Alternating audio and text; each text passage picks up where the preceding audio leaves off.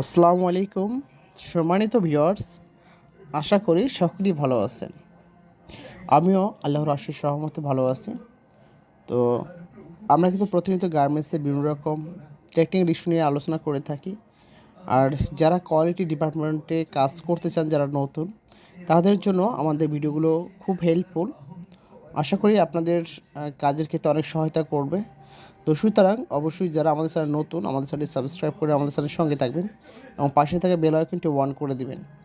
তো আজকে আমি আপনাদের মাঝে যে কথাটি শেয়ার করতে চাচ্ছি সেটা হচ্ছে গার্মেন্টসের 5টি প্যারামিটার নিয়ে আলোচনা করব। তো প্যারামিটারগুলো মূলত হচ্ছে, প্রথমে আমরা জেনে নিব। তো number 1 size set, number 2 PV meeting, number 3 TLS system, number 4 অ্যান্টাইবল inspection, number 5 lot pass system.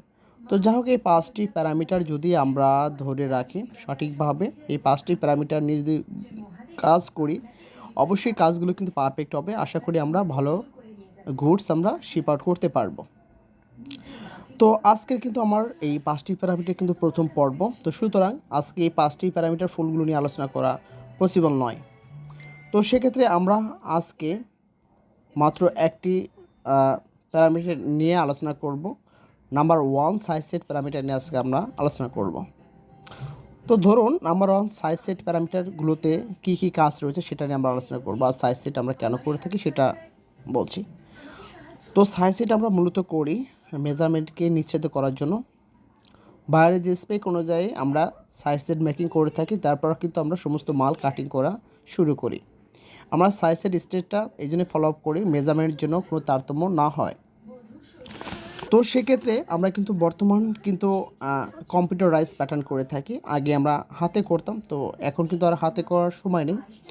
যত দিন পাল্টাবে তত গার্মেন্টস থেকে শুরু করে এ টু জেড কিন্তু পরিবর্তন হওয়ার চেষ্টা করবে, সবসময় নতুন আসার চিন্তা ভাবনা করবে।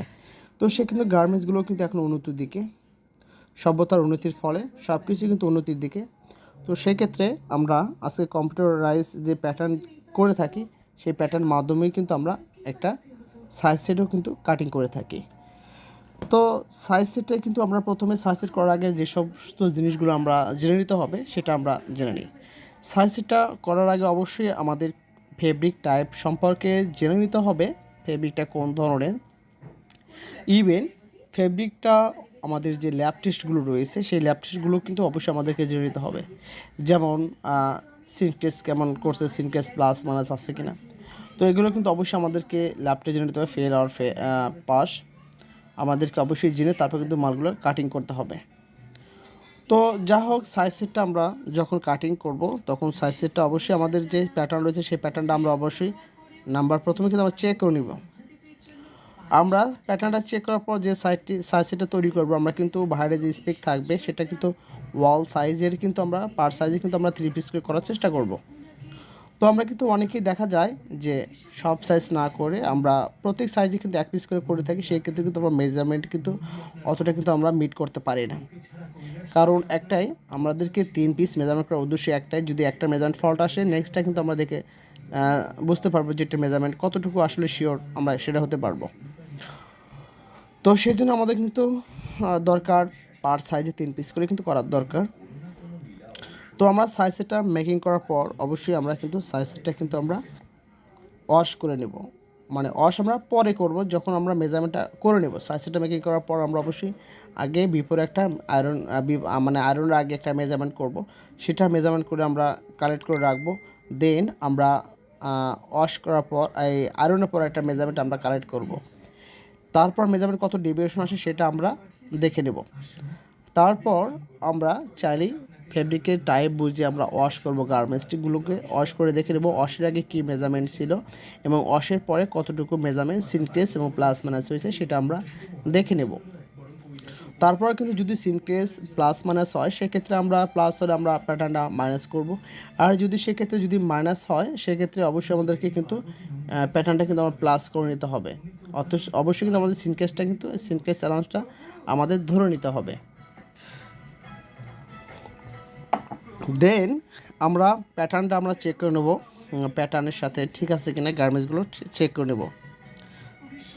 এবার আমরা তারপর প্যাটার্নগুলো অ্যাডজাস্ট করে নেব। আমরা অবশ্যই যখন লে দিব, লে দেওয়ার সময় অবশ্যই কিন্তু আমাদেরকে খেয়াল রাখতে হবে লে কোনো জায়গায় ঢিলে ঢালা আছে কিনা, এবং লে হাইটটা আমাদেরকে অবশ্যই জেনে নিতে হবে। তো লে হাইটও আমরা অ্যাজ পার এসওপি অনুযায়ী আমরা মেনটেন করব। আর দেন আমরা অবশ্যই মার্কারগুলো চেক করে নেব। যখন আমরা এগুলো প্যাটার্ন আমরা কারেকশন করে নেব, দেন হার্ড প্যাটার্নগুলো চেক করব। আমাদের টোটালি কিন্তু মেজারমেন্ট যেগুলো সমস্যা হবে সেগুলো কিন্তু আমাদের চেক করে নিতে হবে।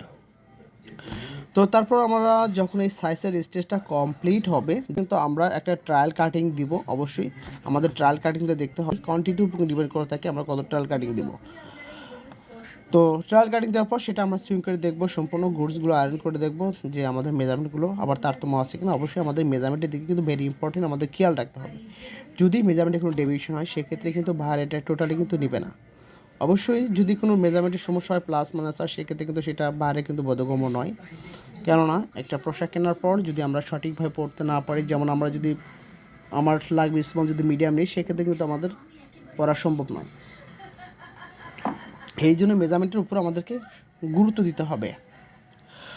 তো আশা করি সকলেই বুঝতে পেরেছেন। তো আমরা কিন্তু অবশ্যই এই সাইজেট কাটিং করার সময় অবশ্যই আমাদের এই লক্ষ্যগুলো করতে হবে। প্যাটার্নের সাথে আমরা কিন্তু এই কাটিং পার্ট কাট প্যানেল যেগুলো রয়েছে সেগুলো কিন্তু আমরা চেক করব যে কাট প্যানেলের সাথে কোনো ডেভিয়েশন হয়েছে কিনা, অবশ্যই আমরা চেক করে নেব। তো কাটিং যে সেকশনে যারা থাকবেন, কাটিং সেকশনে খুবই ইম্পর্টেন্ট, কেননা কাটিং সেকশনে কিন্তু ভালো একটা গুডস পাওয়ার প্রত্যাশা থাকে। কাটিং যদি ভালো হয়, কাটিংয়ে কিন্তু সম্পূর্ণ কোয়ালিটির নির্ভর করে থাকে। 80% কাজ হলো কাটিংয়ে। সুতরাং আমাদের কাটিংগুলোতে ভেরি ইম্পর্টেন্ট, আমাদের এখানে ভালো নজরদারি রাখতে হবে। তো আশা করি এগুলো যদি ফলো আপ করি সেক্ষেত্রে আমাদের মেজারমেন্ট ডেভিয়েশন পাবো না। তো আজকের ছিল এই পর্বে আলোচনা সাইজ সেট নিয়ে। তো তারপর আমরা আলোচনা করব পিপি মিটিং নিয়ে। পিপি মিটিংয়ে কী হোক, নেক্সট ভিডিওতে আমরা নাম্বার 2 আর নাম্বার 3 অপশনে আলোচনা করব। টিএলএস এবং পিপি মিটিং নিয়ে আমরা আলোচনা করব। তো আশা করি সকলেই বুঝতে পেরেছেন। তো আজকের মতো বিদায় নিচ্ছি। আপনারা ভালো থাকবেন, সুস্থ থাকবেন। আল্লাহ হাফেজ।